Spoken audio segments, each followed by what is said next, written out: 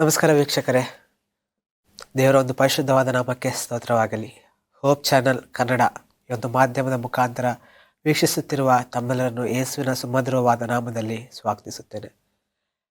ದೇವರು ಮತ್ತೊಂದು ಆವರ್ತಿ ನಮ್ಮೆಲ್ಲರನ್ನು ಎಲ್ಲರನ್ನ ಒಟ್ಟಾಗಿ ಕೂಡಿಸಿ ದೇವರ ಒಂದು ವಾಕ್ಯವನ್ನು ಧ್ಯಾನಿಸುವುದಕ್ಕೆ ಕೊಟ್ಟಿರುವಂಥ ಸಮಯಕ್ಕಾಗಿ ಸ್ತೋತ್ರ.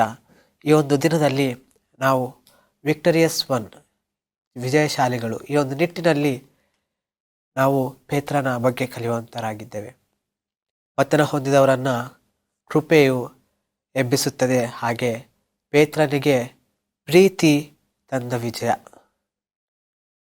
Grace restores the fallen, Peter won by love. So ಈ ಒಂದು ವಾಕ್ಯಕ್ಕೆ ಹೋಗೋದಕ್ಕಿಂತ ಮುಂಚೆ ಆತ್ಮನ ಸಹಾಯಕ್ಕಾಗಿ ಪ್ರಾರ್ಥಿಸುವ. ಬನ್ನಿ ಪ್ರಾರ್ಥನೆ ಮಾಡೋಣ. ಮಹಾಪರಿಶುದ್ಧನಾದ ಪರಲೋಕದ ತಂದೆಯೇ, ನಿನ್ನ ನಾಮಕ್ಕೆ ಸ್ತುತಿ ಸ್ತೋತ್ರಗಳು. ಅಪ್ಪ, ಈ ಒಂದು ಸಮಯದಲ್ಲಿ ಒಂದು ವಾಕ್ಯವನ್ನು ಕಲಿಯುವ ಹಾಗೆ ನೀವೇ ನಮ್ಮ ಜೊತೆಗನ್ನಾಗಿದ್ದು ಕಾಯ್ದು ಕಾಪಾಡಿ ನಡೆಸಬೇಕಾಗಿ, ಕೇಳುವಂಥ ಪ್ರತಿಯೊಬ್ಬ ವೀಕ್ಷಕರನ್ನು ನೀನು ಮುಟ್ಟಿ ಅವರ ಜೀವನವನ್ನು ಬದಲಾಯಿಸಬೇಕಾಗಿ ಯೇಸುವಿನ ನಾಮದಲ್ಲಿ ಬೇಡಿಕೊಳ್ಳುತ್ತೇನೆ ತಂದೆ, ಆಮೆನ್. ಈ ದಿನ ನಾವು ಪೇತ್ರನ ಬಗ್ಗೆ ಕಲಿಯುತ್ತರಾಗಿದ್ದೇವೆ. ನಮ್ಮೆಲ್ಲರಿಗೆ ಗೊತ್ತಿರುವ ಹಾಗೆ ಪೇತ್ರನು 12 ಮಂದಿ ಶಿಷ್ಯರಲ್ಲಿ ಒಬ್ಬರು. ಪೇತ್ರನು ಮುಂಚೆ ಮೀನು ಹಿಡಿಯುವ ಒಂದು ಕೆಲಸ ಮಾಡ್ತಾ ಇದ್ದು. ಯಾವಾಗ ಒಂದು ದೇವರು ಎಂಟರ್ ಆದ್ರೋ ತನ್ನ ಜೀವನದಲ್ಲಿ, ಆವಾಗ ಪೇತ್ರನ ಒಂದು ಜೀವನ ಬದಲಾವಣೆ ಆಯಿತು. ಪೇತ್ರನು ಮೊದಲನೇ ಶಿಷ್ಯನು ಮಾಡಿಕೊಂಡ ನಂತರ ತನ್ನನ್ನು ತಾನು ಬರಿದು ಮಾಡಿಕೊಂಡು, ಅಂದರೆ ತನಗೆ ಇರುವಂಥ ಎಲ್ಲವನ್ನು ಬಿಟ್ಟುಕೊಟ್ಟು, ತನ್ನ ಫ್ಯಾಮ್ಲಿಗಳನ್ನ ಎಲ್ಲನೂ ಬಿಟ್ಟು ಯೇಸುವನ್ನು ಹಿಂಬಾಲಿಸಿದ್ದು. ಆಗ ಯೇಸುವನ್ನು ಇರಬೇಕಾದ್ರೆ ತುಂಬ ಒಂದು ಅದ್ಭುತ ಕಾರ್ಯಗಳನ್ನು ಪೇತ್ರನು ನೋಡಿದ್ದು. ಅದ್ಭುತ ಕಾರ್ಯಗಳನ್ನು ಅಷ್ಟೇ ಅಲ್ಲ, ಎಷ್ಟೋ ರೋಗಗಳನ್ನು ನಿವಾರಣೆ ಮಾಡಿರುವುದನ್ನು ಸಹ ನೋಡ್ತೇವೆ. ಹಾಗೆ ದೇವರ ಒಂದು ಪ್ರಸನ್ನತೆಯನ್ನು ನೋಡಿದ್ದಾನೆ, ಹಾಗೂ ದೇವರ ಒಂದು ಜೊತೆ ಸಮಯವನ್ನು ಕಳೆದಿರ್ತಾನೆ. ಇಷ್ಟೆಲ್ಲ ಮಾಡಿದ ಒಂದು ಪೇತ್ರನು ಯಾಕೆ ನನ್ನನ್ನು ತಾನು ಯೇಸುವಿನ ಅರಿಯನೆಂದು ಹೇಳಿದ್ದು? ಬೇರೆ ಇಲ್ಲಿ ನಾವು ನೋಡಬೇಕಾದ್ರೆ ಲೂಕನು ಬರೆದ ಸುವಾರ್ತೆ, ಬೈಬಲ್ ನಿಮ್ಮ ಒಂದು ಸತ್ಯವೇದಗಳನ್ನು ಲೂಕನ ಬರೆದ ಸುವಾರ್ತೆ 22ನೇ ಅಧ್ಯಾಯ 33ರಿಂದ 34ನೇ ವಚನ. ಇಲ್ಲಿ ನಾವು ನೋಡಬೇಕಾದ್ರೆ, ಆದರೆ ಅವನು ಹೇಳ್ತಾನೆ, ಯಾರು? ಪೇತ್ರನು, ಸ್ವಾಮಿ, ನಿನ್ನ ಸಂಗಡ ಸೆರೆಮನೆಗೆ ಹೋಗುವುದಕ್ಕೂ ಸಾಯುವುದಕ್ಕೂ ಸಿದ್ಧವಾಗಿದ್ದೇನೆ. ನೋಡಿ ಪ್ರಿಯರೇ, ನಿನ್ನ ಸಂಗಡ ಸೆರೆಮನೆಗೆ ಹೋಗುವುದಕ್ಕೂ ಸಾಯುವುದಕ್ಕೆ ಸಿದ್ಧವಾಗಿದ್ದೇನೆ ಅಂತ ಹೇಳ್ತಾನೆ. ಪೇತ್ರನು ತನಗಿರುವಂಥ ಓವರ್ ಕಾನ್ಫಿಡೆನ್ಸ್ ಮುಖಾಂತರ ದೇವರಿಗೆ ಹೇಳ್ತಾ ಇದ್ದಾನೆ. ಎಷ್ಟೊಂದು ಸಲ ನಾವು ಸಹ ಅದೇ ರೀತಿಯಾಗಿ ಮಾಡ್ತೀವಿ ತಾನೆ. ನಮಗೆ ಓವರ್ ಕಾನ್ಫಿಡೆನ್ಸಿಂದ ದೇವರಿಗೆ ಹೇಳ್ತೇವೆ, ದೇವರೇ, ನಾನು ಎಲ್ಲ ಮಾಡ್ತೇನೆ ನಿನಗೋಸ್ಕರ. ಈ ದಿನದಿಂದ ನಾನು ಪ್ರತಿದಿನ ಸತ್ಯವೇದನ ಅಧ್ಯಯನ ಮಾಡ್ತೇನೆ. ಈ ದಿನದಿಂದ ನಾನು ಪ್ರತಿದಿನ ನಿನ್ನ ಸತ್ಯವೇದವನ್ನು ಅಧ್ಯಯನ ಮಾಡಿ ಪ್ರಾರ್ಥನೆಯನ್ನು ಮಾಡ್ತೇನೆ ಅಂಥೇಳಿ ತುಂಬ ನಾವು ಓವರ್ ಕಾನ್ಫಿಡೆನ್ಸಿಂದ ನಿರ್ಧಾರಗಳನ್ನು ತಗೊತೀವಿ. ಆದರೆ ಆ ಒಂದು ನಿರ್ಧಾರಗಳನ್ನು ನಿಭಾಯಿಸೋದಲ್ಲಿ ಎಲ್ಲೋ ಒಂದು ಕಡೆ ನಾವು ದಾರಿ ತಪ್ತೇವೆ ಪ್ರಿಯರೇ. ಇಲ್ಲಿ ನಾವು ನೋಡ್ತೇವೆ, ಪೇತ್ರನು ಓವರ್ ಕಾನ್ಫಿಡೆನ್ಸಿಂದ ಹೇಳ್ತಾ ಇದ್ದಾನೆ, ಸೆರೆಮನೆಗೆ ಹೋಗುವುದಕ್ಕೂ ಸಾಯುವುದಕ್ಕೂ ಸಿದ್ಧವಾಗಿದ್ದೇನೆ ಅಂತ. ಆಗ ಸ್ವಾಮಿ ಹೇಳ್ತಾನೆ, ಪೇತ್ರನೇ, ನನ್ನ ವಿಷಯದಲ್ಲಿ ಇವನನ್ನು ಅರಿಯನೆಂದು ನೀನು 3 ಸಾರಿ ಹೇಳುವ ತನಕ ಈ ಹೊತ್ತು ಕೋಳಿ ಕೂಗುವುದಿಲ್ಲ ಎಂದು ಹೇಳ್ತಾನೆ. ನೋಡಿ ಪ್ರಿಯರೇ, ಒಂದು ಓವರ್ ಕಾನ್ಫಿಡೆನ್ಸಿಂದ ಹೇಳಿದ ಒಂದು ಪೇತ್ರನಿಗೆ ದೇವರು ಹೇಳ್ತಾ ಇದ್ದಾರೆ ಏನಂತಂದರೆ, ಒಂದು ದಿನ 3 ಸಾರಿ ನೀನು ನನ್ನನ್ನು ಅರಿಯೋದಿಲ್ಲ ಅಂತೇಳಿ ಹೇಳೋ ತನಕ ಕೋಳಿ ಕೂಗುವುದಿಲ್ಲ ಅಂತೇಳಿ. ಈ ಒಂದು ಜೀವನದಲ್ಲಿ ನಾವು ಸಹ ಅದೇ ರೀತಿಯಾಗಿ ಮಾಡ್ತೇವೆ. ಪೇತ್ರನ ಹಾಗೆ ಓವರ್ ಕಾನ್ಫಿಡೆನ್ಸಿಂದ ತುಂಬ ಒಂದು ನಿರ್ಧಾರಗಳನ್ನು ಮಾಡ್ತೇವೆ, ತಪ್ಪಾದ ಒಂದು ಮಾರ್ಗದಲ್ಲಿ ಹೋಗುತ್ತಾ ಇರ್ತೇವೆ. ನಿರ್ಧಾರಗಳನ್ನು ಮಾಡ್ತೇವೆ, ಆದರೆ ಅದನ್ನು ನಿಭಾಯಿಸಲ್ಲ.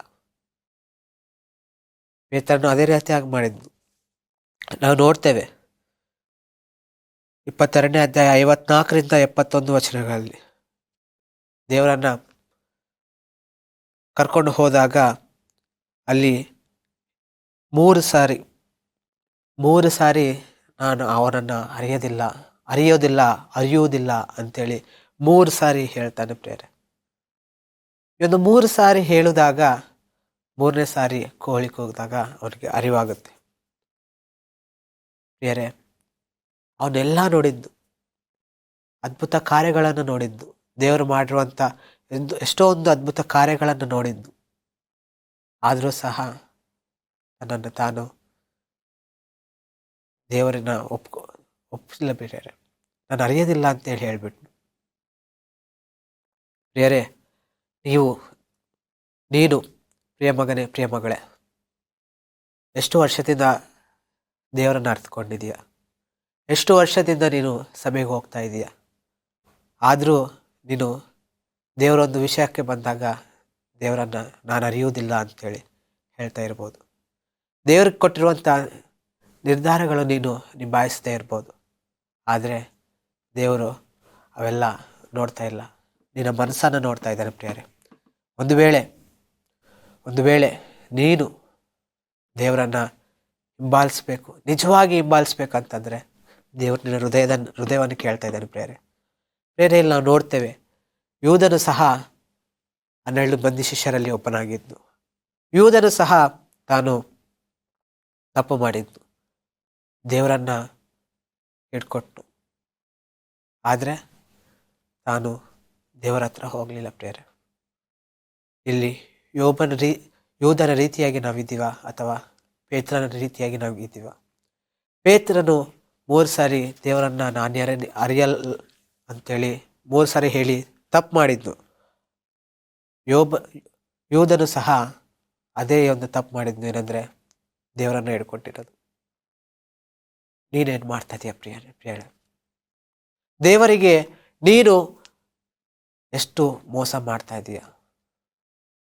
ಅವರು ಹಣಕ್ಕಾಗಿ ದೇವರನ್ನ ಹಿಡ್ಕೊಟ್ರು ಯೂದನು. ನೀನು ಯಾವುದಕ್ಕಾಗಿ ನೀನು ದೇವರನ್ನ ಹಿಡ್ಕೊಡ್ತಾ ಇದೆಯಾ? ದೇವರಿಗೆ ಯಾವ ಒಂದು ವಿಷಯದಲ್ಲಿ ನೀನು ಮೋಸ ಮಾಡ್ತಾ ಇದೆಯಾ? ನಿನ್ನ ನಿದ್ರೆಗಾಗಿ ದೇವರನ್ನ ನಿನಗೆ ಮೋಸ ಮಾಡ್ತಾ ಇದೆಯಾ?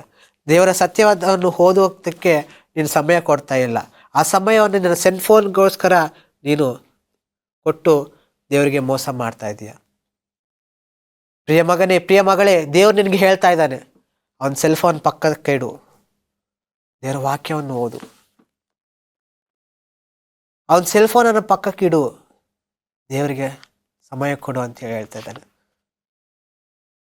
ಪ್ರಿಯ ಮಗನೇ, ಪ್ರಿಯ ಮಗಳೇ, ದೇವರು ಹೇಳ್ತಾ ಇದ್ದಾರೆ, ನೀನು ಪಶ್ಚಾತ್ತಾಪ ಪಡಬೇಕಾಗಿ. ಯಾಕಂದರೆ ಯೂದನು ಪಶ್ಚಾತ್ತಾಪ ಪಡಲಾರ್ದೆ ತನ್ನನ್ನು ತಾನು ಆತ್ಮಹತ್ಯೆ ಮಾಡಿಕೊಂಡು ಪ್ರಿಯರೇ, ತನ್ನ ಪ್ರಾಣವನ್ನು ತಾನೇ ತೆಗೆದುಕೊಂಡು ಪ್ರಿಯರೇ. ಆದರೆ ನೀನೇನು ಮಾಡ್ತಾ ಇದೆಯಾ? ಯೂದನ ರೀತಿಯಾಗಿ ನೀನು ಇರಬೇಕು ಅನ್ಕೊತಾ ಇದೆಯಾ? ನಿನ್ನ ಮನಸ್ಸು ಚೇಂಜ್ ಮಾಡ್ಕೋಬೇಕಾಗಿದೆ ಪ್ರಿಯರೇ.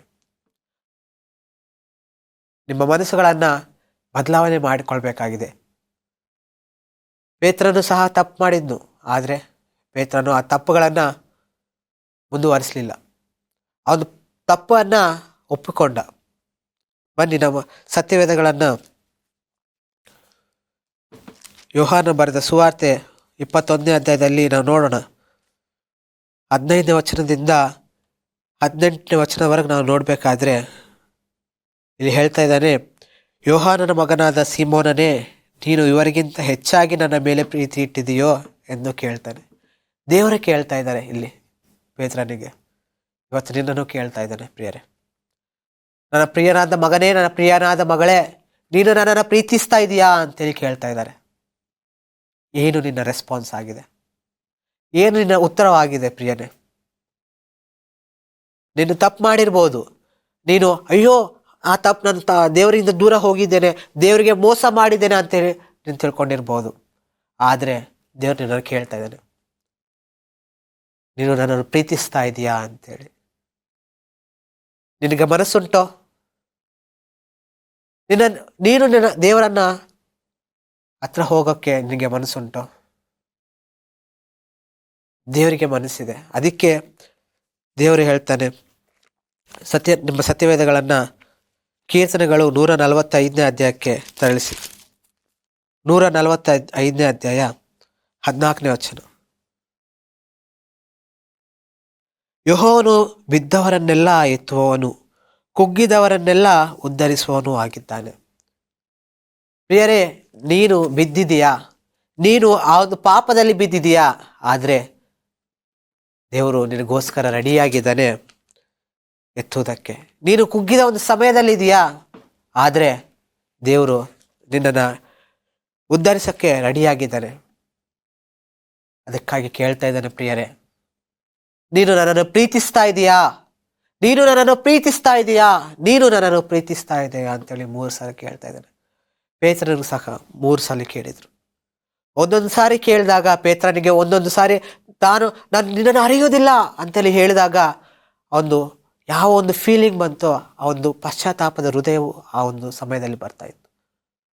ಮೊದಲನೇ ಸಲ ಹೇಳಿದರು, ನೀನು ನನ್ನನ್ನು ಪ್ರೀತಿಸ್ತಾ ಇದೀಯಾ ಪೇತ್ರನೇ ಅಂತಂದಾಗ ಹೇಳ್ತಾನೆ,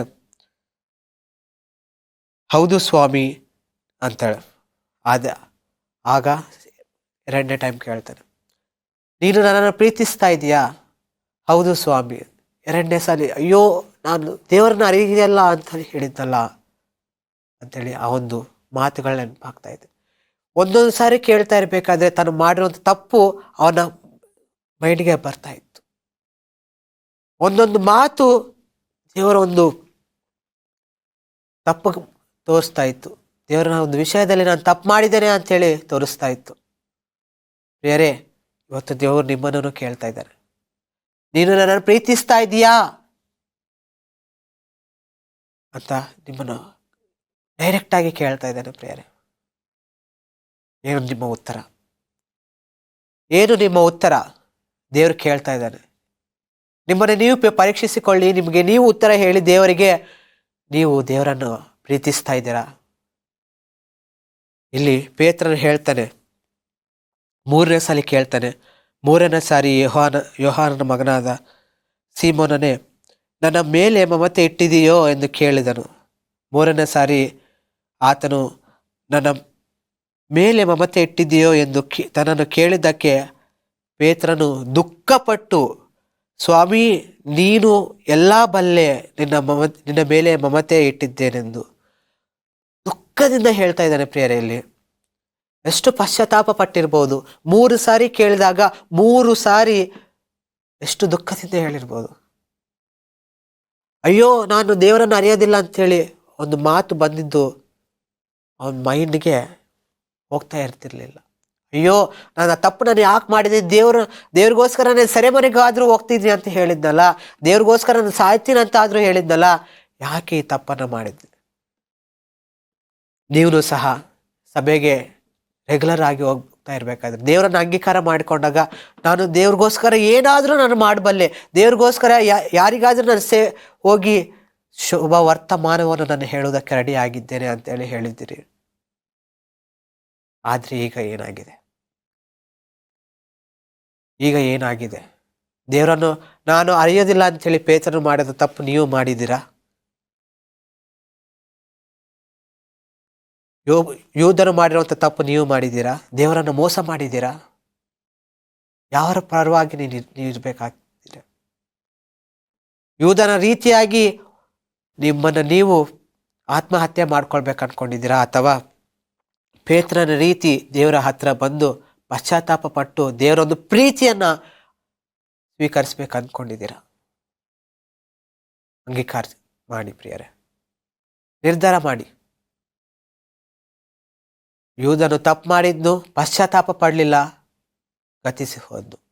ಪೇತ್ರನು ಸಹ ತಪ್ಪು ಮಾಡಿದ್ನು, ದೇವರ ಹತ್ರ ಹೋಗಿ ಪಶ್ಚಾತ್ತಾಪ ದುಃಖದಿಂದ ನಾನು ನಿನ್ನನ್ನು ಪ್ರೀತಿ ಮಾಡ್ತಾ ಇದ್ದೇನೆ ಅಂತೇಳಿ ಹೇಳಿದ್ನು. ತನ್ನನ್ನು ತಾನು ರಿಸ್ಟೋರ್ ಮಾಡ್ಕೊಂಡಿದ್ದ. ಪ್ರಿಯರೇ, ಇವತ್ತು ದೇವರು ನಿನ್ನನ್ನು ಕೇಳ್ತಾ ಇದ್ದಾನೆ. ನೀನು ದೇವರನ್ನ ಪ್ರೀತಿ ಮಾಡ್ತಾ ಇರಬೇಕಾದ್ರೆ ನಿನಗೆ ಒಂದು ಮಾತು ಹೇಳ್ತಾ ಇದ್ದಾರೆ. ಏನಂದರೆ, ಪೇತ್ರನಿಗೆ ಹೇಳಿದ ಮಾತು ನಿನಗೂ ಹೇಳ್ತಾ ಇದ್ದಾನೆ, ನನ್ನ ಕುರಿಗಳನ್ನು ಮೇಯಿಸು ಅಂಥೇಳಿ. ನೀನು ದೇವರನ್ನು ಪ್ರೀತಿ ಮಾಡ್ತಾ ಇರಬೇಕಾದ್ರೆ ನೀನು ಸಹ ದೇವರ ವಾಕ್ಯವನ್ನು ಇನ್ನೊಬ್ಬರಿಗೆ ಹೇಳ್ಬೇಕಾಗಿದೆ. ಪ್ರಿಯರೇ, ಇಲ್ಲಿ ಪೇತ್ರನು ಹೇಳ್ತಾನೆ, ಅಪೊಸ್ತಲರ ಕೃತ್ಯಗಳು 2ನೇ ಅಧ್ಯಾಯದಲ್ಲಿ ನಾವು ನೋಡ್ತೇವೆ, 14ನೇ ವಚನ. ಆಗ ಪೇತ್ರನು 11 ಮಂದಿ ಅಪೊಸ್ತಲರ ಸಹಿತ ಎದ್ದು ನಿಂತು ಗಟ್ಟಿಯಾದ ಧ್ವನಿಯಿಂದ ಅವರಿಗೆ ಪ್ರಸಂಗ ಮಾಡಿದ್ದು.